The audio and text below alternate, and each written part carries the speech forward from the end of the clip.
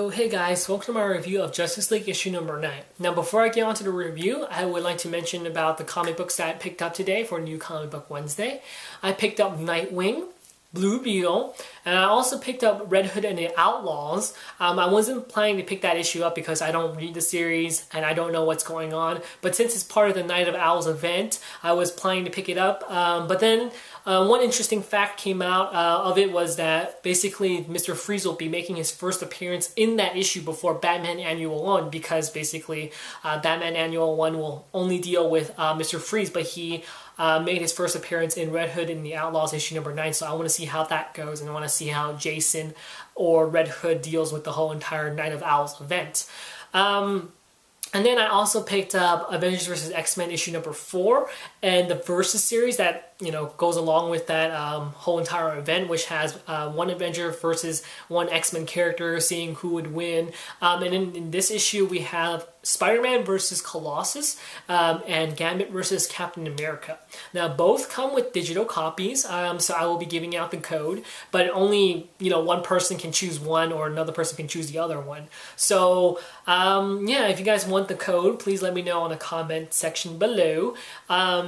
And I feel sorry for the people who aren't able to get it. I feel really bad for you guys. I am sorry. I have to apologize again ahead of time if you aren't able to get it. It's first come, first serve, just to be fair for everybody else, because I can't promise that I'll give the code to everybody, because I only get two, copies, or only one copy of the issue, and it only comes with one code. I would like to, but, I just want to be fair to everybody else, If you try hard enough and I see how persistent you are, I could give in, I could give in. But yeah, I'm sorry again if you guys aren't able to get it. I apologize ahead of time, okay?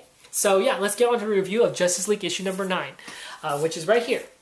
So in the last issue of Justice League, we saw the introduction to Green Arrow, appearing, making his first appearance in the Justice League comic books. He has his own series, but this is his first time appearing in the Justice League comic. And basically, he wants to join the League, but the League members deny him constantly as, he's being really persistent about joining the group. And basically, in the end, we, get a reason to why the League members don't want to expand their League or, gain new members. And hopefully you guys read issue number 8 already. But if you guys haven't, please read that issue, because it's really interesting on its own. So, yeah, pick that issue up. Because then I'm not going to mention, I don't want to mention it because hopefully some people haven't read that issue yet because maybe you guys didn't want to pick it up, so I won't mention the ending. But if you guys are curious, please let me know and I'll message you or something, or leave it on a comment section below and then someone will answer it for you. But yeah, so let's open up with issue number 9. Now, issue number 9 doesn't really pick up where issue number 8 left off. We basically get I guess you say, intro to the person who actually wrote the Justice League story. Not this story, but a book for that universe. So somebody wrote a Justice League book for, this comic, and his name's David, and he's in a wheelchair, and he's pretty fragile, and he's frail and old. He looks like he's about to die, which is true because his doctor tells him he has not a long time to survive. He could die out soon. And so in the end, basically, the doctor advises him, why don't you ask the League members to help you? And he says, no, they can't. They're not gods, so they can't cure me. And they said, why don't you ask Colonel Steve Trevor? He can get you in contact with the League. And he's like, they're not going to help me. What didn't you get the first time, about me mentioning that they aren't gods? They can't help me. So in the end, no one can help him. So he's frustrated and he's pissed and he pulls out a gun, shoots his doctor and says, do I have to do everything on my own? I guess I have to. I gotta do this by myself. I gotta find a way to cure myself and, help me survive. That's basically it. Then we open up with Colonel Steve Trevor. He's bombarded by news reporters asking him, what happened to your relationship with Wonder Woman? What's your relationship with the Justice League? How are they doing? They're just really bugging him. And Colonel Steve Trevor doesn't look like he's looking pretty hot. He has this really, not a big beard, but he's growing a beard, and it looks like he's down in the dumps. And basically he actually is buying alcohol or some booze, so that can play in a role where he's not really doing such a great job because he has a tough job working for the Justice League, being their liaison and whatnot, plus his relationship with Wonder Woman. And having these news reporter, bombard him with these questions and bugging him really isn't helping. And the rest of the issue, basically, we have two villains. One's named Key, and the other one's the Weapons Master. And basically, we have three League members each trying to, interrogate them or trying to find their motive to what their reason is to why they're doing something. Because the Key basically infiltrates Arkham Asylum, and he's doing something. They think that he's breaking out somebody, or they don't know what he's doing. He's just creating chaos in Arkham Asylum. So Superman and Batman and Cyborg go and try to, apprehend him and ask him why he's doing this and try to interrogate him. And then also with the Flash and Hal Jordan or Green Lantern and Wonder Woman, they interrogate Weapon Master to see, why was he terrorizing Central City, and what was his motive? Because it seems like none of these villains have any motive to what they're doing. So they try to interrogate them, try to get information from them. Now, throughout this issue, we see flashbacks for each entire character. We see Batman have a flashback about him repainting his room. I guess it's like sort of a symbolism of him covering up his memories of his parents.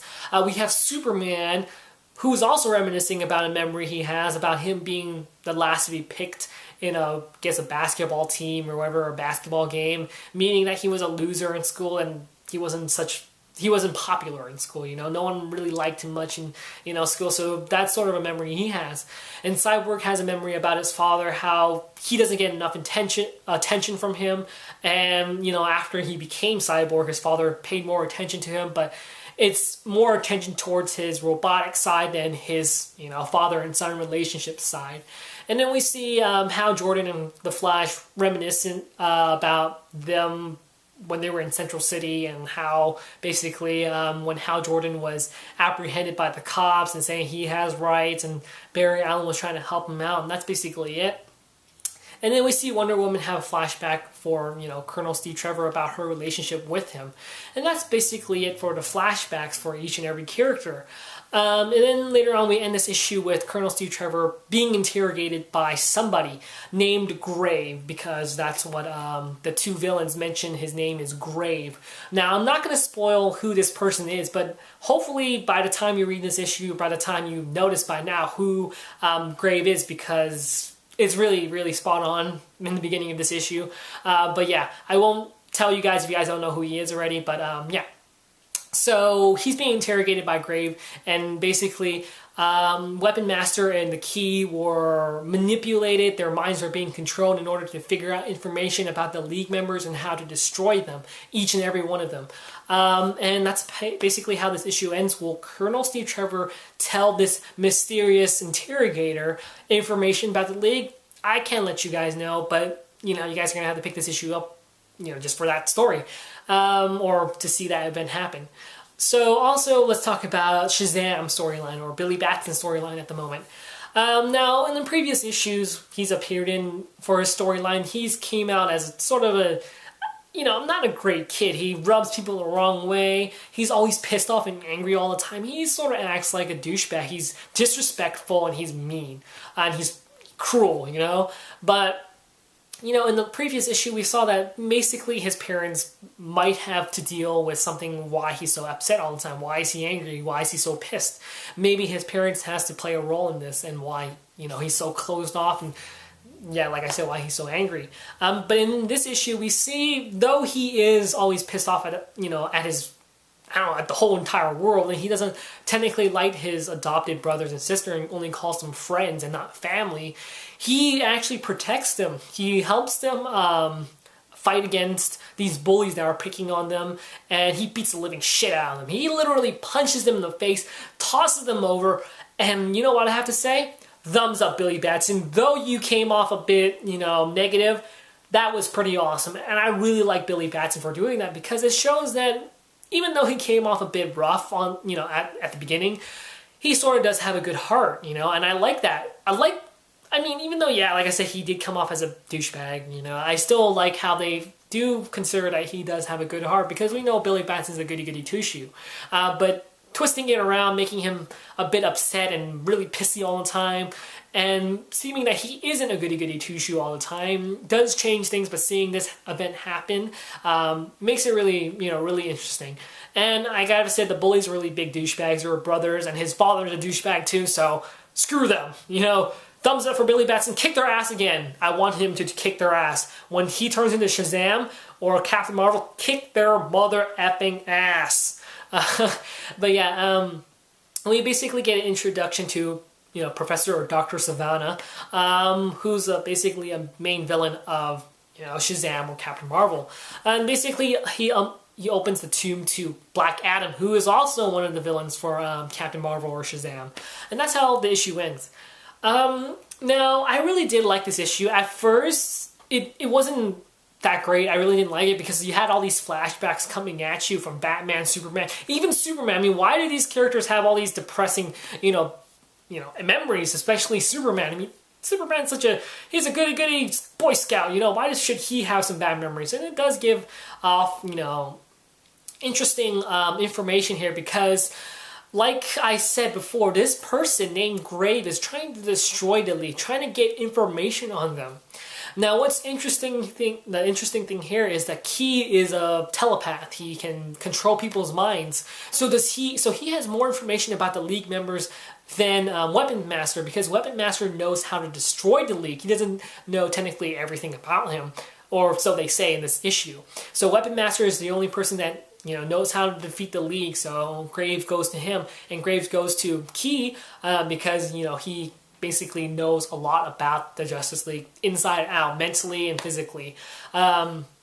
So this could play a role into foreshadowing that maybe Grave could use these memories against them, because in the Justice League animated series, we've seen Gorilla Grodd mess with the whole entire League's feelings for one another, making them turn against one another, making them work really crappy with one another. And that was true, and I did see that happen, which was really interesting. And this could actually play a role in that, sort of, in a way, Grave could use their memories against them, making them unable to cooperate with one another, making them unable to, you know, do the things they can normally do. You know, if Batman was traumatized by his parents yet again, I bet you he would be standing there, you know, just like, oh my god, I can't do anything. Or Superman, for the matter of fact, or Wonder Woman, whoever, make them feel guilty about something. And I did think that was really interesting. Though I would have loved to see Martian Manhunter's storyline. I'm still waiting on that. Oh shit, I just spoiled what I just said in the beginning of this review. Sorry, folks. But yeah, really great issue. Highly recommend you guys picking this issue up for the Shazam storyline, and also the storyline that's going on now, because it's actually building up to something pretty big, and I'm really interested in it, and it was a really good start to it, because we already had a start of this whole entire Justice League being destroyed kind of thing in the last couple of issues, but now it's being, you know, starting up now. So it's getting interesting here. So yeah, that's my review and my thoughts on this issue. Hopefully you guys like this review, and hopefully you guys subscribe. And thanks for watching, guys. So I'll talk to you guys later.